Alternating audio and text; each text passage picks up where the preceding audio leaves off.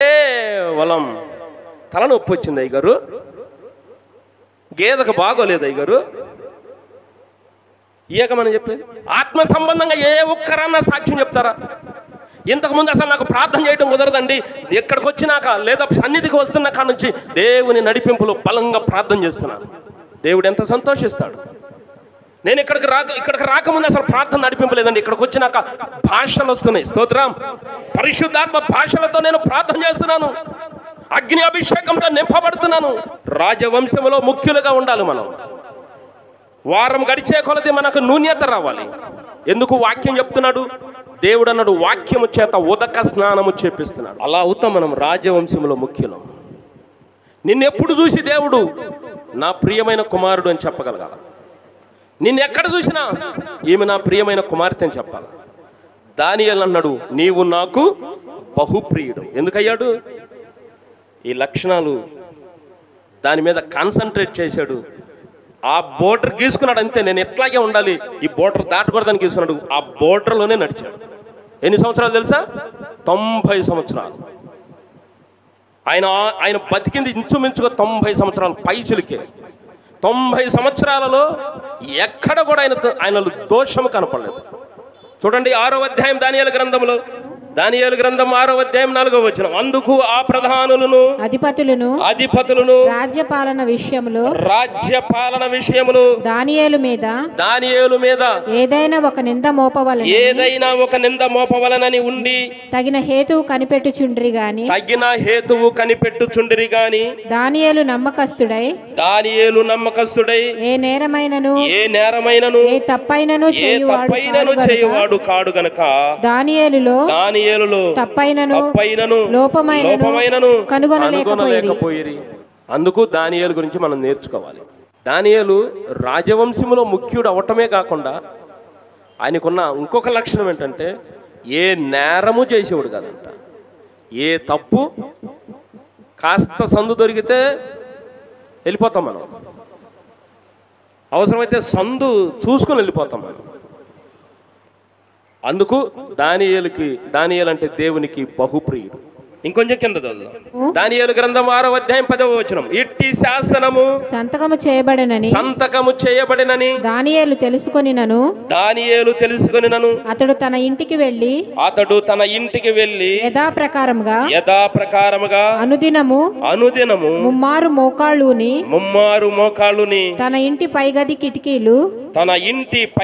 కిటికీలు యెరూషలేము తట్టునకు తెరవబడి ఉండగా తన దేవునికి ప్రార్థన చేయొచ్చు ఆయనను స్తుతించుచూ వచ్చెను. చూడండి, రోజుకి ముమ్మారు ప్రార్థన చేసే లక్షణము దానియేలులో ఉన్నది. అది ఎప్పుడు మానుకోలేదంట. స్తోత్రం. చూడండి, దానియేలులో ఉన్న మంచి లక్షణాలు దేవుడు చెప్తున్నాడు. మొదట రాజవంశంలో ముఖ్యుడు అన్నాడు. 2 ఏ నేరమైనను ఏ తప్పైనను చేయలేదన్నాడు. 3వది రోజుకి ముమ్మారు ప్రార్థన చేసేవాడు. అది ఖచ్చితమైన నియమావళి. నేను చెప్పాను ఈ బోర్డర్లోనే నేను నడుస్తానని దానియేలు పెట్టుకున్నాడు అంతే. ఒక క్రైస్తవ విశ్వాసిగా మనందరికీ ఉండాల్సిన లక్షణం ఒక బోర్డర్. కరెక్ట్గా బోర్డర్ దాటకూడదు మనం. సముద్రమునకు దేవుడు ఆజ్ఞాపించాడు నీ హద్దు దాటి రావద్దని. స్తోత్రం. దేవుడు ఒక మాటతో దాన్ని ఏం చేశాడు చెప్పండి? ఏం మాట్లాడదు, నువ్వు అంతవరకే దాటి రావద్దన్నాడు. మరి మనం ఎందుకు నియమాలు రాలేకపోతున్నాం? రోజుకి ముమ్మారు ప్రార్థన చేసే లక్షణము బాల్యము నుండి వృద్ధాప్య దశ వచ్చేదాకా పోలేదు. అందుకన్నాడు తన యథాప్రకారముగా. బాల్యములో అలవాటైంది అలవాటు, తల్లిదండ్రులు నేర్పారు రోజు ముమ్మారు ప్రార్థన చేసుకో అబ్బాయి అని. మీ పిల్లలకు మీరు నేర్పాలి. కొట్టకూడదు, పిల్లల్ని తిట్టకూడదు. ఒక్కోసారి మీరు తిడితే మీ నోట నుండి వచ్చే శాపాలు పిల్లలకి శాపాలుగా అవుతాయి. అవి ఇప్పుడు మీకు కనపడవు కానీ భవిష్యత్తులో వాళ్ళకి అయ్యే పడతాయి. చిన్న బిడ్డలప్పుడు భయపెట్టకూడదు. అదిగో భూషోడు వస్తాడు, ఆడొస్తాడు, ఈడొస్తాడు అని భయపెట్టకూడదు. ఆ భయం చిన్నపిల్లలప్పుడు పడిందంటే పెద్దవాడైనా భయం పోదు. ధైర్యం నేర్పాలి పిల్లలకి. స్వతహాగా బతికే విధానం నేర్పాలి. సొంతగా నిర్ణయాలు తీసుకునే విధానం నేర్పాలి. మంచి అలవాట్లలో ధైర్యంగా నడిచే లక్షణం పిల్లలకు నేర్పాలి. కాబట్టి దానియేలు పేరెంట్స్ మనం అనుకుందాం. దానియేలు పేరెంట్స్ దానియేలుకు ఒక అలవాటు నేర్పారు. అయ్యా రోజు ఉదయాన్నే, మధ్యాహ్నం, నైటు కంపల్సరీగా ఈ 3 కాలాలు ప్రేయర్ చేసుకోయ్యా అని చెప్పాడేమో మనం అనుకుందాం. అక్కడ పడిన బీజం చనిపోయే వయసు వచ్చినా కానీ యథాప్రకారంగా ఆయన రోజుకి 3 ప్రార్థన చేసే లక్షణం ఎక్కడ కోల్పోలేదు. ఇక్కడ ఏమంటే దర్యావేషు అనే రాజు ఉన్నాడు. ఆయన ఒక శాసనం పెట్టాడు. ఆ శాసనం ఏంటంటే 1 నెల రోజుల పాటు ఏ మనుషుడైనా ఏ దేవుడి దగ్గర ప్రార్థన, ఏ దేవుడికి దండము, ఏ దేవుడికి పూజ చేయకూడదు. ఇదంతా ఎవరి కోసం అంటే దానియేలును పట్టుకోవటం కోసమే. దానియేలును పట్టుకోవాలి. దానియేలులో ఏ దోషము కనరాలేదు, దానియేలులో ఎక్కడ నేరము కనరాలేదు. కానీ ఎక్కడ దొరుకుతాడు? దేవుడి విషయంలో దొరుకుతాడు. కాబట్టి ఒక శాసనం రెడీ చేపించి దేవుడికి 1 నెల రోజులు బంధు, ఎక్కడ పూజ, ఎక్కడ విజ్ఞాపన, ఎక్కడ దండం, ఎక్కడ అభిషేకాలు ఏమి ఉండకూడదు. శాసనం రాయించి శాసనం రాజ్యం అంతా ప్రకటన చేపిస్తే. కాబట్టి దానియేలులో ఉన్న ఇంకో లక్షణం ఏం చెప్పండి? రోజుకి 3 ప్రార్థన చేసే లక్షణం. 9వ అధ్యాయంలోకి వెళ్ళండి. దానియేలు గ్రంథం 9వ అధ్యాయం 2వ వచనం. అతని ఏలుబడిలో మొదటి సంవత్సరమందు దానియేలను నేను యెహోవా తన ప్రవక్తయగు యిర్మీయాకు సెలవిచ్చి తెలియజేసినట్టు యెరూషలేము పాడుగా ఉండవలసిన 70 సంవత్సరములు సంపూర్తి అవుచున్నవని గ్రంథముల వలన గ్రహించితిని. దేని వల్ల గ్రహించాడండి? గ్రంథముల వలన. ఏ గ్రంథం అది? పరిశుద్ధ గ్రంథం లేదా దాన్ని యిర్మీయా గ్రంథం. అంటే దానియేలులో ఏం లక్షణం ఉంది? బైబిల్ చదివే లక్షణము ఉన్నది. గ్రంథముల వలన తెలుసుకున్నాడు. అంటే బైబిల్ రోజు చదివే ఒక క్రమము దానియేలులో ఉంది. దేవుడికి ఊరినే బహుప్రియుడయ్యాడు దానియేలు. ఇలాంటి లక్షణాలు దానియేలులో ఉన్నాయి. చాలాసార్లు మీకు చెప్పా, కానీ మీకు గుర్తు చేయాలని దేవుడు చెప్పమన్నాడు, అందుకు చెప్తున్నా. రాజవంశములో ముఖ్యులవ్వాలి, లోపము లేని సౌందర్యం గలవాడై ఉండాలి, సకల విద్య యందు ప్రవీణుడై ఉండాలి, జ్ఞానము తెలిసిన వాడై ఉండాలి, రాజనగరనందు నిలిచిన వాడై ఉండాలి, తత్వశాస్త్రము తెలిసిన వాడై ఉండాలి. దానియేలులో ఉన్న ప్రధానమైన లక్షణాలు. వాటితో పాటు రోజు వాక్యం చదివే అనుభవం, వాటితో పాటు రోజుకి 3 ప్రార్థన చేసే అనుభవం, వాటితో పాటు అతను ముందు ఉన్న పని టయానికి సక్రమంగా పూర్తించడం. 2 ఉంటాయి మనలో. ఏముంటాయి అంటే పూర్తిగా చేస్తే లోకంలో పని చేస్తాం, ఆ రోజుకి దేవుని పని బంద్. లేదా చేస్తే దేవుని పని చేస్తాం, ఆ రోజుకి లోకంలో పని బంద్. 2 సమానం చేయాలి. స్తోత్రం. నువ్వు చేతి పని చేసుకో, వ్యాపారం చేసుకో, ఉద్యోగం చేసుకో, మరి ఏమైనా చేసుకో. దేవుని సమయం దేవునికి ఇవ్వాలి, నీ సమయం నువ్వు తీసుకోవాలి. దానియేలు చిన్నప్పటి నుండి అదే అలవాటు చనిపోయేంత వరకు కంటిన్యూ చేశాడు. మరి మనకుందా? ఆది కాండము నుండి ప్రకటనా గ్రంథం వరకు రోజు చదవాలి. రోజుకి 3 అధ్యాయాలు, ఆదివారం 5 అధ్యాయాలు. ఈ క్రమము ఎవరైతే చదువుతున్నారో వారు క్రమములో ఉండట్టు. ఉందా? అక్రమమైన వారలారా నా యొద్ద నుండి తొలగిపోండి. దేవుని ముందు మనము నిలబడితే మన గురించి దేవుడు ఏమి మాట్లాడతాడు? కాబట్టి ఇక్కడ అంటున్నాడు, రాజవంశములో ముఖ్యుడు, లోపము లేని సౌందర్యం, సకల విద్య ప్రవీణుడు, జ్ఞానము కలిగిన వాడు, తత్వశాస్త్రం తెలిసినవాడు, మరియు రాజనగరునందు నిలవదగిన. ఇవి లక్షణాలు. ఇది దానియేలు యొక్క ప్రొఫైల్. ఇన్ని లక్షణాలుంటే దేవుడు పరలోకము నుండి దేవదూతను దానియేలు దగ్గరకు పంపించాడు. ఆలోచన చెయ్యి. నువ్వు దేవుని దగ్గర నిలబడే రోజు ఒకటి వచ్చింది. అప్పుడు నీ గురించి దేవుడు ఏం చెప్తాడు?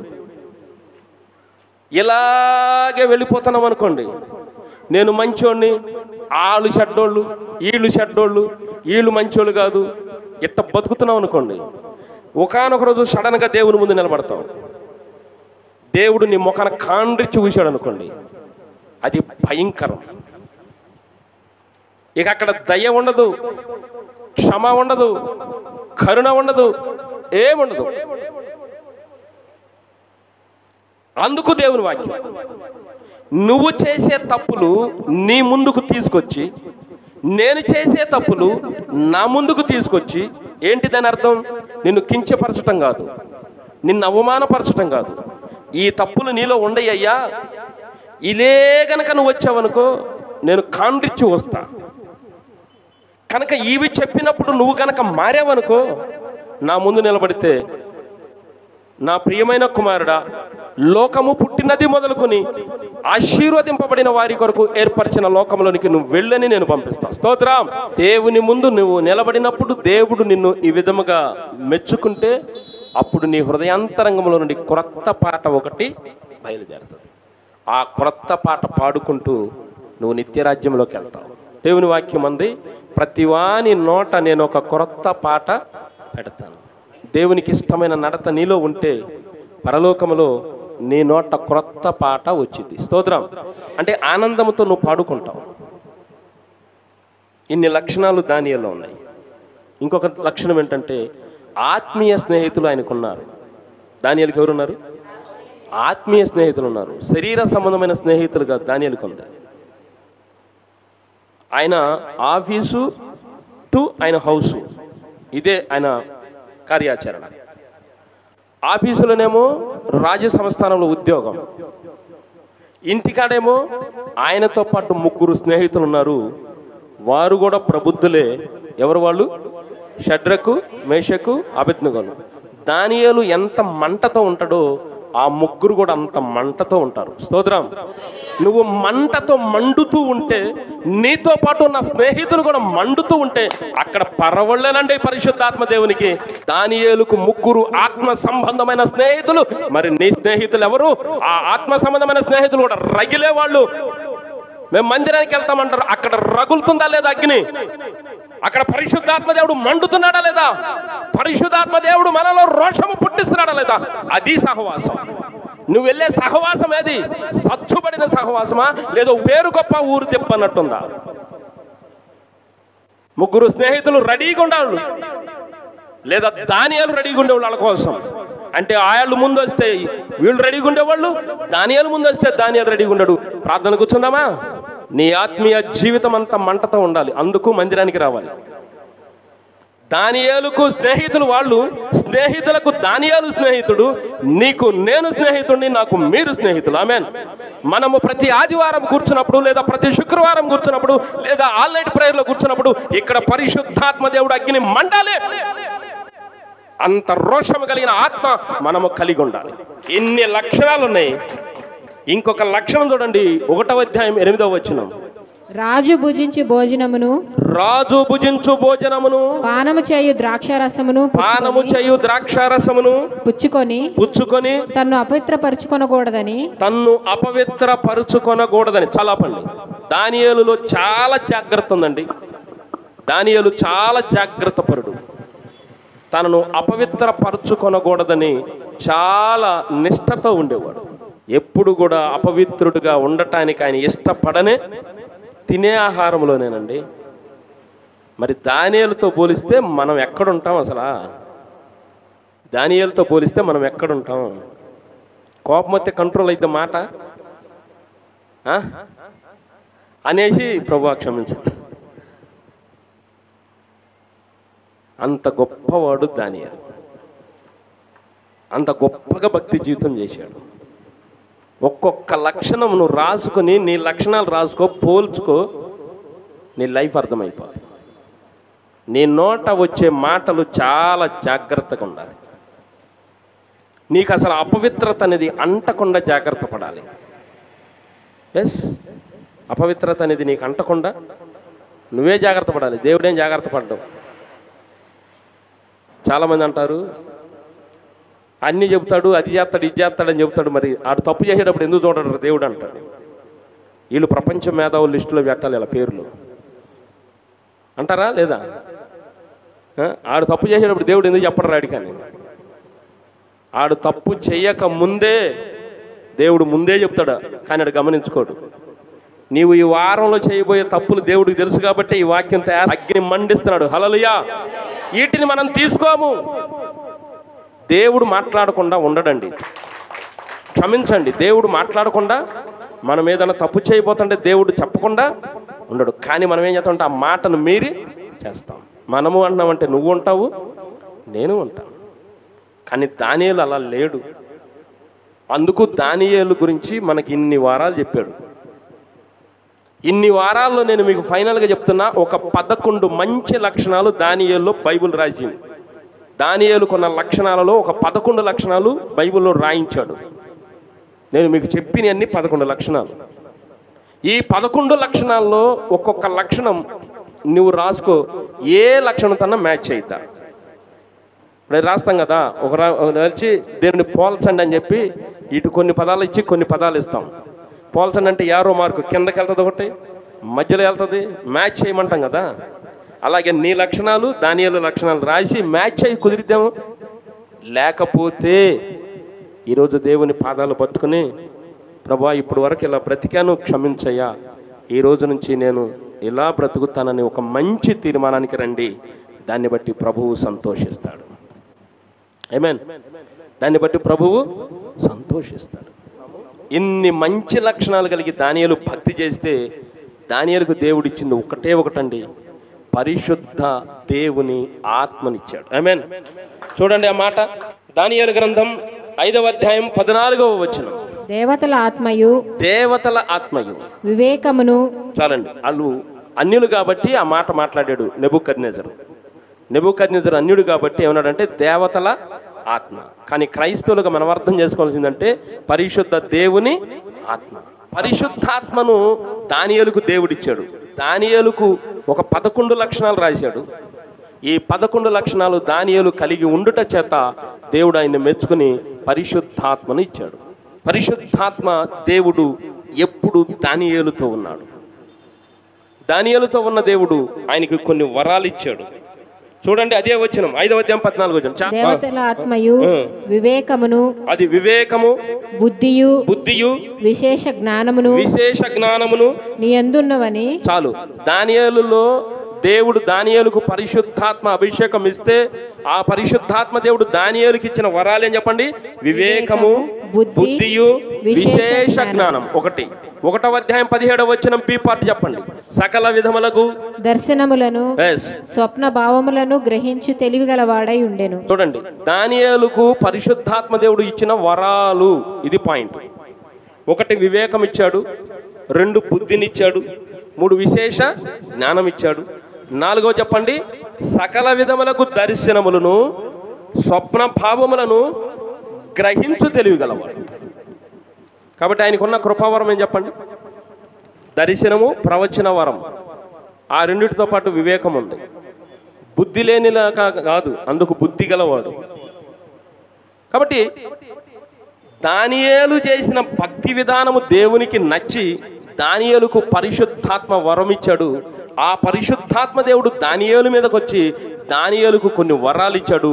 ఆ వరాలు ప్రవచన వరము, దర్శన వరము, వివేచన వరం. ఇవి ఆయుధాలు దానియేలుకి ఇచ్చింది. ఈ ఆయుధాలతో దాదాపుగా 80 సంవత్సరాలు రాజ సంస్థానములో దేవుని గురించి చాటాడండి దానియేలు. దానియేలుకి దేవుడు వరాలు ఇస్తే ఆ వరాలను ఉపయోగించి అన్యుల మధ్య రాజ్యము అనే గర్వము నడినెత్తికెక్కిన రాజులలో దేవుని గురించి చెప్పి దేవుని చాటాడండి దానియేలు. నీకేమి వరం ఉందో ఆలోచన చేయి. నీకు దేవుడు ఏ వరం ఇచ్చాడో ఆలోచన చేయి. నీకు పరిశుద్ధాత్మ నడిపింపు ఉందా? ఆ పరిశుద్ధాత్మ నడిపింపు ఉంటే కంపల్సరిగా నీకు వరం ఇస్తాడు. ఆ వరమును నువ్వు సానబట్టాలి, ఆ వరమును నువ్వు వాడాలి. నువ్వు సొంత చేతి పనులకు వెళ్ళినప్పుడు, లేదా నువ్వు వ్యాపారం చేసేటప్పుడు, లేదా నువ్వు ఉద్యోగం చేసేటప్పుడు దేవుని చూపించాలి ప్రజలకి. ఎలా చూపించాడు దానియేలు? రాజులు సైతము నివ్వెరపోయేట్టు, చక్రవర్తులు సైతం ఆశ్చర్యపోయి మాకంటే గొప్ప ప్రభువు ఉన్నాడా అని దేవునికి దండం పెట్టేడు చేశాడు. నువ్వు నేను ప్రభువుని ఎలాగ చూపిస్తున్నాం ఇతరులకి? ఆ బాధలు మర్చిపోండి, ఆ సమస్యలు మర్చిపోండి. అవి దేవుడు చూసుకుంటాడు అనుకోండి, మనసులో అవి దేవుడు తీసేస్తాడు అనుకోండి. ఎప్పటికైనా తీసేయండి. తీసేయిపోయిన పర్లా, ఎట్టుండ పర్లా, మీరు అట్టుండండి. నేను ఈ రోజు నుంచి దేవుని గణపరుస్తా. ఈ రోజు నుంచి నా క్రియల ద్వారా దేవుని గణపరుస్తా. ఈ రోజు నుంచి నా పనుల ద్వారా దేవుని గణపరుస్తా. ఈ రోజు నుంచి నా మాటల ద్వారా దేవుని గణపరుస్తా. వెళ్ళు ప్రతి స్థలంలో దేవుడే కనపడతాడు. స్తోత్రం. నేను కనపడనిక ఆ తీర్మానం చేసుకుని లేచి నిలబడండి, ప్రార్థన చేసుకుంటాం. దేవుడు తన పరిశుద్ధ వాక్యమును దీవించునుగాక.